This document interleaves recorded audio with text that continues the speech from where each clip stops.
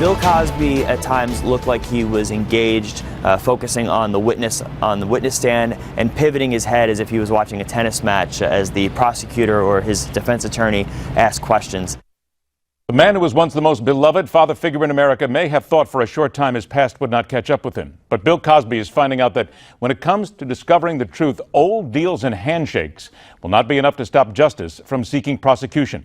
A 2005 decision not to charge him in a sexual assault case didn't sit well with a Pennsylvania judge. The sexual assault case against Cosby will go forward.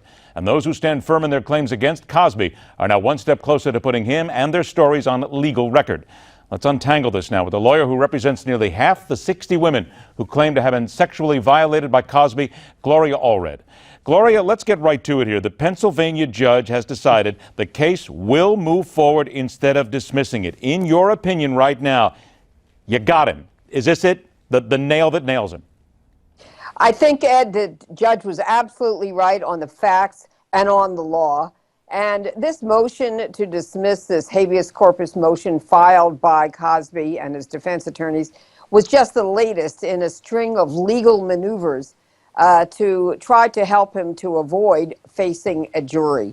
But now the court has decided that the case can move forward in the criminal court, where he is facing the serious charge of aggravated indecent sexual assault. And he will have to face the fact that this case is going to proceed. Now, Mr. Cosby's attorneys have indicated they have planned to appeal this decision yesterday. What's going to be interesting, Ed, is whether they seek a stay, that is, whether they are going to be able to at least temporarily stop the criminal case from proceeding while they appeal or while they seek a writ. The preliminary hearing in this criminal case is set for March. So they don't have time to stop this case unless they move immediately. But of course, Mr. Cosby has plenty of funds to pour into this case to try to stop the criminal case from proceeding. Let me talk about this for a second here with what happened. In 2005, the DA in Montgomery County, Bruce Castor, said, "I'm not going to prosecute this. It was allegedly sexually assaulting Andrea Costand at his Pennsylvania home." In your opinion, was this a dereliction of duty in his case? Did he just have stars in his eyes and under-the-table dealing here? Well, I mean, Bruce Castor appeared to indicate through his testimony that there was a non-prosecution agreement. But one has to ask, if this was so important to Mr. Cosby's attorneys, why didn't they get it in writing? Why didn't they go to a court and seek the court order granting immunity from prosecution? They didn't nail it down. And the question is, why not? Also, the former prosecutor, Bruce Castor, who, by the way, is being sued by Andrea Costand.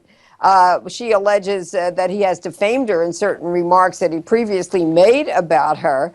I mean, why didn't this get to an agreement that was in writing instead of just being oral? And why did Bruce Castor put in a press release at the time wherein he stated that he was declining prosecution? Why did he put that he might reconsider this in the future if the need arose? That doesn't sound like an enforceable agreement of non-prosecution for all time.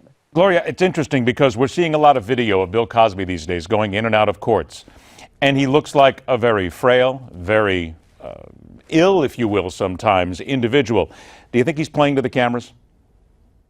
You know, I really can't comment on his medical condition. The only time I've met Mr. Cosby was at our deposition in our civil lawsuit that we are litigating. That was in October.